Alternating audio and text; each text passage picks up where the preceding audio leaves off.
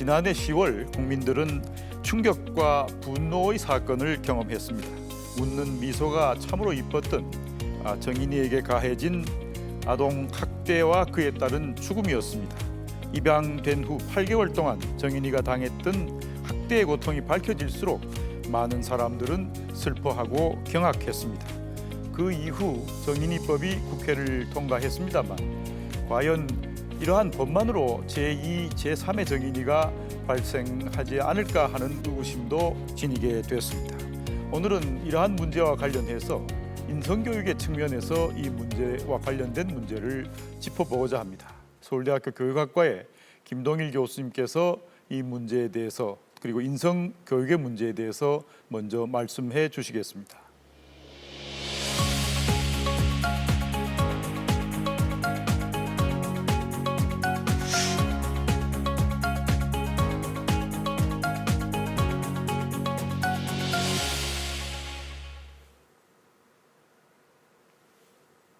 오늘 강의는 어떻게 보면 좀 무거운 주제일 수 있고 저희 마음이 좀 애처로워질 수도 있습니다. 사실 제목을 이렇게 갖고 있습니다. 정인아 미안해라고 갖고 왔거든요. 많은 분들이 기억하실 겁니다. 사실 이게 어떻게 보면 우리 삶과 교육이 굉장히 중요한 문제를 관통하고 있기 때문에 오늘 이 말씀을 나누고자 합니다. 정인이뿐만 아니고 유진아, 성민아, 사실은 이미 여러 가지 가족 안에서의 학대 문제, 폭력 문제 때문에 희생당한 아이들이 있습니다. 아마 앞으로도 있을 수 있습니다. 사실 이것 때문에 많은 국민들이, 우리 시민들이, 그리고 어머니, 아버지, 할머니, 많은 분들이 이 아이들을 기억하고 직접 가서 추모도 하고 또 아이들이 좋아하는 장난감도 보내고 이런 여러 가지 사실 그동안 사건과 또 많은 분들의 모습이 신문지상을 통해서 나타났습니다. 사실 많은 분들이 가슴 아파하셨죠. 그래서 사실 우리 사회에서는 이거에 대한 대응이 있었습니다. 아동학대에 대한 범죄, 사실 이거에 대한 법이 개정이 됐습니다. 굉장히 중요한 것은 엄정한 법 집행을 통해서 이에 관련된 분들이 있으면 사후에라도 이분들에 대한 어떤 법적 조치 지금 진행이 되고 있습니다. 그런데 여러분도 저도 이 지점에서 생각할 게 있습니다. 법이 모든 것을 해결해 줄 수 있을까요? 이게 앞으로 우리가 지속 가능한 그리고 제2, 제3의 정의를 우리가 사실 만나지 않을 수 있도록 노력할 수 있는 정말 최소한의 기제가 될까요? 사실 이 부분이 저희가 이제 고민하는 부분이 되겠습니다. 정인이 법이 아닌 정인이 사실은 그 아동 학대라고 하죠. 이런 그 시스템, 법이 아닌 시스템이 우리 사회에 좀 더 정착이 되고 뿌리 내려야 된다는 것에 많은 분들이 동의하고 계십니다. 아동 학대, 가족 내의 여러 가지 폭력 문제 너무너무 복잡하긴 하죠. 그렇지만 저희가 지금까지 생각해 보면 여러 가지 수준에서 구체적인 이유들이 있습니다. 이를테면 개인 수준에서도 사실 부모와 자녀 간의 개인적인 정신병리 문제 분명히 존재하고 있습니다. 가족 수준에서도 어떤 폭력의 어떤 빈번성 이런 것들은 예측이 가능합니다. 또한 우리 사회에서 실제로 이런 그 사회 안에서 취약한 계층, 경제적으로 취약한 계층이겠죠. 이렇게 여러 가지 취약성들이 드러나고 있습니다. 사실 아동학대 문제는 굉장히 빈번하게 더 나아가고 최근에는 증가 추세에 있습니다. 사실 저희가 이 문제에 대해서도 어떻게 보면은 개별적으로 가족적으로도 대처하고 있지만 보다 근본적인 어떤 사회에서 우리 공동체 전체가 노력해야 될 시점이 되었다고 볼 수 있습니다. 이 아동학대 문제, 특히 가족 내 폭력 문제, 이걸 넘어서 학교 내에서의 그부건 폭력 문제, 이런 것들이 결국 저희들은 트라우마다, 이걸 이제 복합 외상이다 이렇게 표현합니다. 사실 좀 많은 분들이 좀 낯설게 생각하시는데 다른 게 아니고 아동학대, 폭력 문제, 대인 간의 지속적인 학대 문제, 폭력 문제가 됐다면 어떻게 될 것이냐, 이 대상자들, 이 폭력에 노출한 사람들이 그때 살아남는다 하더라도 기본적으로 저희가 간과하지 않을 중요한 문제가 있습니다. 바로 이 상처가, 마음의 상처가 몸의 상처로 남고 이것들은 계속 오래 갑니다. 저희가 얘기하는 트라우마가 사실 뇌에 영향을 미치는 부분이 굉장히 중요하고, 이 부분은 그 이후에 청소년기, 성인기에 대해서도 다양한 부정의 문제로 나타납니다. 이것은 개인뿐만 아니고 사회가 같이 책임져야 될 어떤 큰 병리 현상이 될 수도 있다는 거죠. 여러분도 아시겠지만 몸의 상처는, 몸의 여러 가지 질병은 약을 통해서 여러분들이 분명히 치료되실 수 있어요. 그런데 이 마음의 상처, 이것은 결국 좋은 관계를 통해서, 좋은 교육을 통해서, 좋은 어떤 그 상호작용을 통해서 치유될 수 있습니다. 사실 이런 상처는 관계에 의해서 치유될 가능성이 있습니다. 결국 이게 우리가 굉장히 중요한 바로 치유의 큰 발걸음이라고 볼 수 있습니다. 아시겠지만 처벌이 모든 것들을 해결하지 않다는 것은 이미 여러분과 말씀 나눴었습니다. 사실 아동학대가 갖고 있는 여러 가지 원인에 대한 대책도 사실 하나씩 하나씩 준비가 될 것입니다. 저희가 원하는 것은 이런 정인이 법이 아닌 정인이를 살리는 시스템을 만들어야겠다. 결국 거기는 어떻게 보면 최소한의 어떤 법 체계 적용도 필요하겠죠. 그렇지만 그것뿐만 아니고 더 넘어서 어떻게 보면 우리 안에 있는 중요한 어떤 역량들을 드러내고 개발하고 이것을 나누어야만 실제로 이것들이 가능하지 않을까. 사실 제2, 제3의 정인이가 나타나지 않도록 공동체에서 관심을 가지고 어떤 배려와 그들에 대한 어떻게 보면 케어라고 그러죠.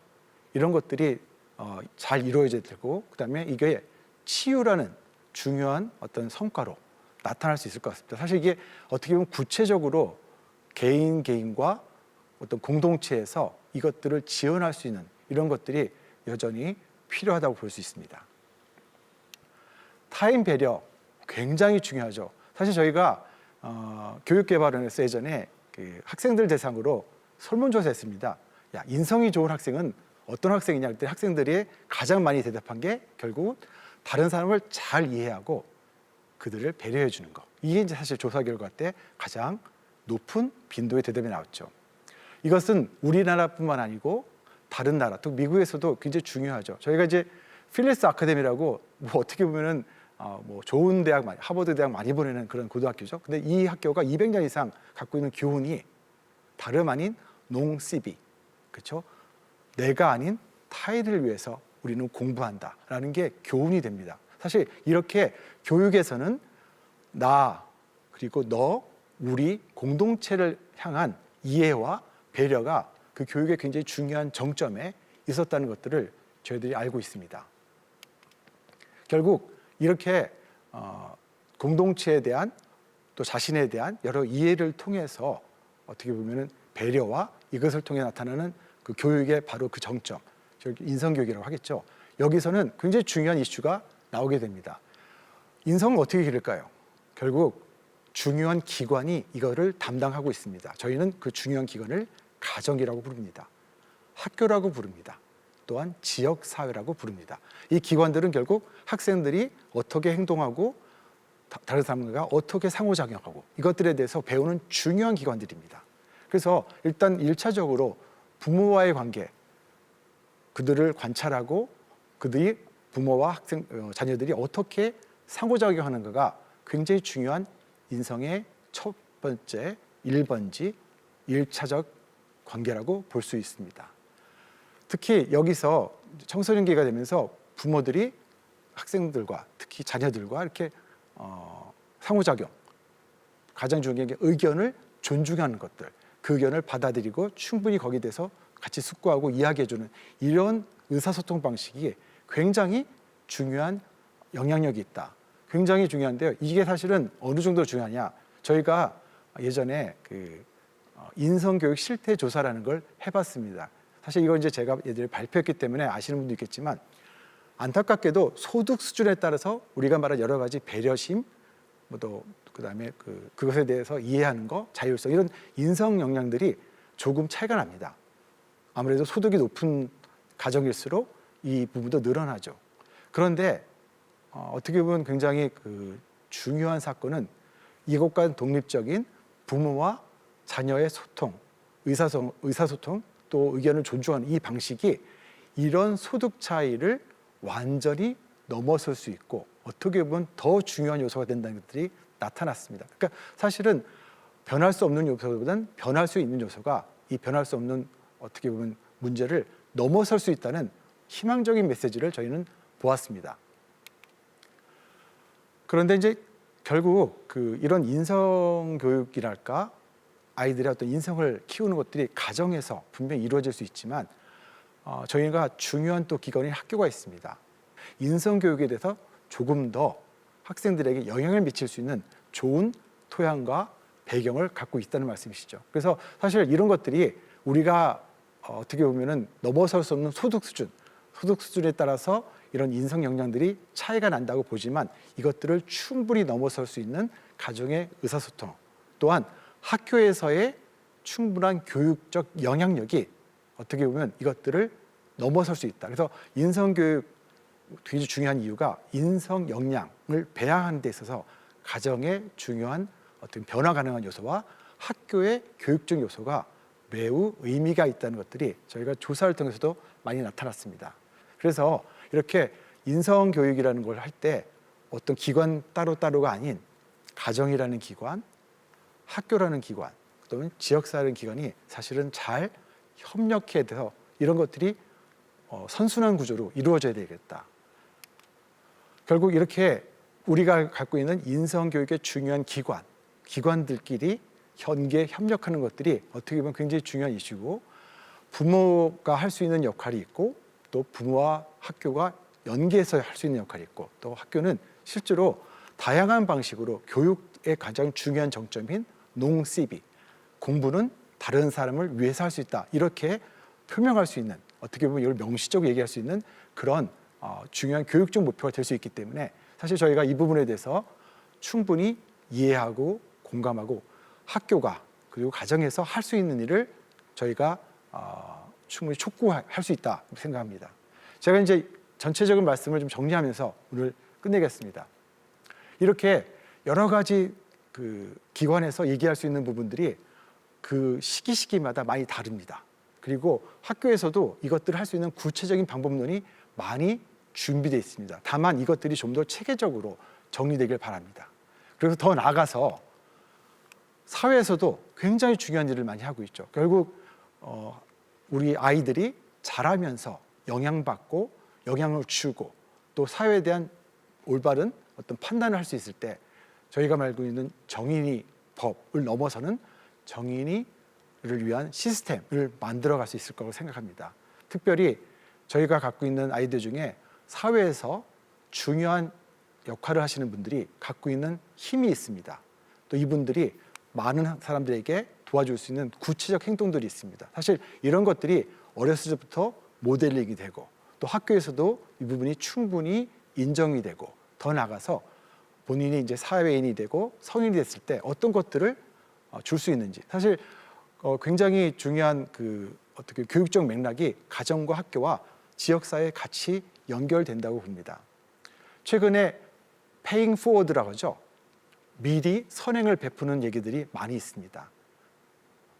어떻게 보면 자기가 받기 전에 먼저 남에게 기부하고 선행을 베풀 때 이것이 얼마나 빨리 돌아가고 있는지 그리고 얼만큼 좋은 영향력을 미치고 있는지에 대해서 저희는 구체적 사례들을 많이 알고 있고 특히 이런 코로나 시대 때 많은 분들이 어려워하고 계시는데 이것에 대해서 사회 계층에서 이 부분에 대한 어떻게 보면 배려심이 계속 늘어나고 있고 이 부분에 대한 강조가 되어 있다는 건 좋은 일이라고 생각합니다.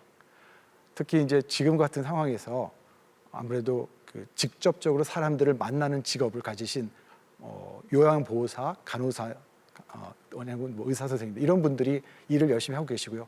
또 배달을 하시는 분들이 있습니다. 이런 분들에 대해서 많은 분들이 관심을 가지십니다.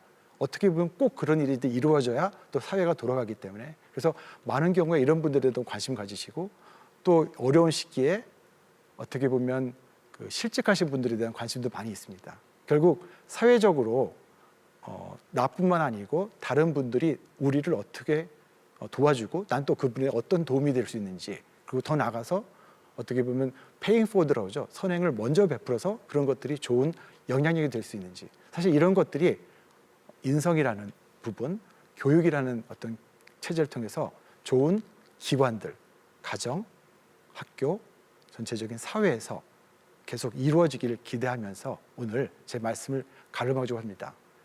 경청해 주셔서 대단히 감사드립니다.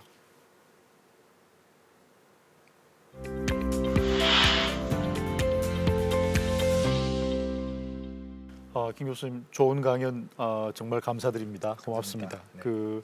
특히 김 교수님께서 이 아동학대 범죄 처벌 특례법 말씀도 해주시고 하셨습니다만은 사실은 말씀하신 가운데 법을 넘어서서 이 사회적 시스템을 만들고 또 인성교육을 통해서 아동학대와 같은 일들을 예방할 수 있도록 일어나지 않게 할 수 있도록 하자는 말씀은 굉장히 중요한 점을 지적해 주셨다고 생각합니다.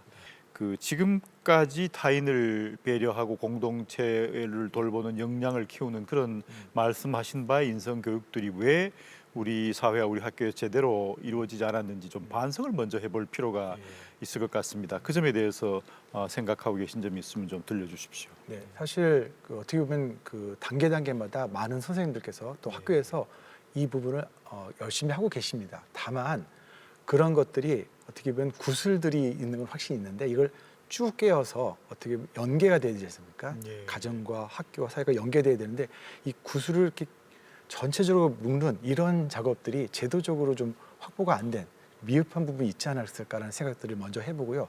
더 나아가서 어떻게 보면 인성교육의 중요한 어떻게 보면 덕목들이나 혹은 역량이 이를테면 교과 수업에도 그게 그대로 수업 목표로 반영이 돼야 된다고 저는 생각을 하거든요. 그러니까 조금은 선생님들께서 수업이라는 게 단순히 교과 전문성도 있지만 학생들의 어떤 발달, 인성에 대한 부분을 어떻게 명시적으로 거기 넣어서 교육을 할 수 있게 사실 열어주시고 도와주시고 이런 구체적인 전략들을 많이 또 소개해 주시는 게 필요하지 않을까. 그래서 이게 구슬을 잘 꿰는 전략들 정말 필요하다고 생각합니다. 그런데 제 기억에 얼마 전에 저희들이 인성교육 지원법과 같은 법안도 만든 기억을 갖고 있습니다만 그런 법안들은 좀 작동을 제대로 하고 있는지 그 점도 궁금합니다. 사실 그 법이 세월호 이후에 많은 국회의원들이 발의했고 어떻게 보면은 모든 분들이 다 찬성해 줬습니다. 그래서 사실 그거에 따라서 교육부는 사실 인성교육 종합 5개년 계획이라는 게 이제 계속 만들어지고 있습니다. 저희가 사실 그 첫 번째 연구 책임을 맡아서 저희가 이 부분에 대한 큰 이제 그림을 그렸었는데요.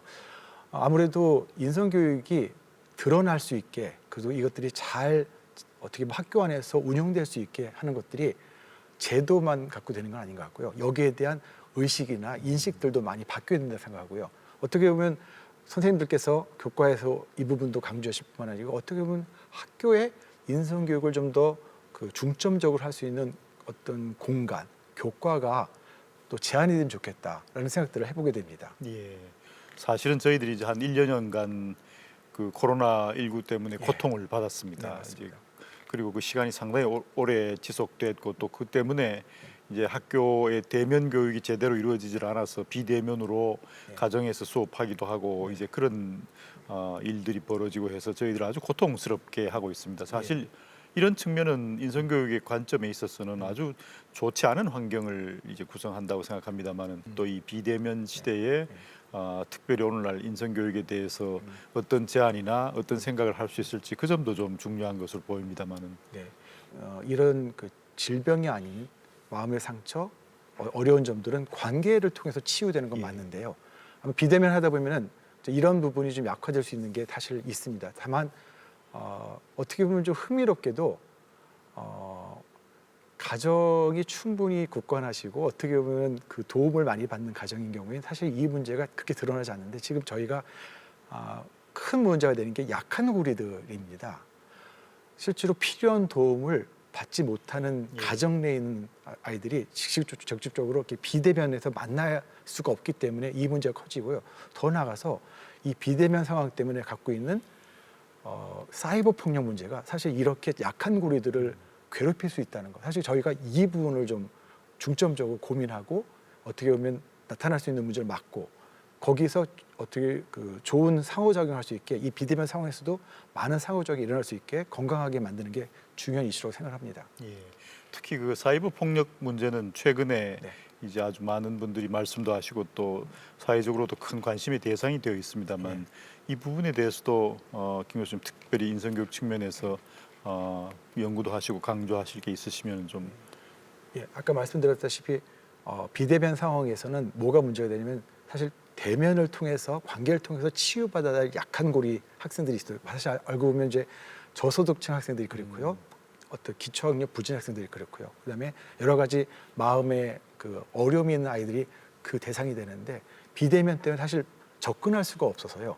이들에 대해서 어떻게 해야 될까? 사실 정신건강 쪽에서 되게 중요한 이슈가 됩니다. 그래서 어렵겠지만 그래도 비대면 상황에서 아이들을 만날 수 있고 많은 상호작용을 저희가 이제 줌이나 아니면 이런 그 SNS 통해서 계속 아이들을 모니터하고 따라가는 그런 어떤 기제가 여전히 필요하고 그런 부분이 효과에 있어서 있다는 뭐 그런 얘기들이 이제 많이 나오고 있어서 이런 비대면 상황에서도 여전히 연계되고 관계 맺고 상호작용하는 것이 의미가 있을 거다라고 좀 생각을 합니다. 예.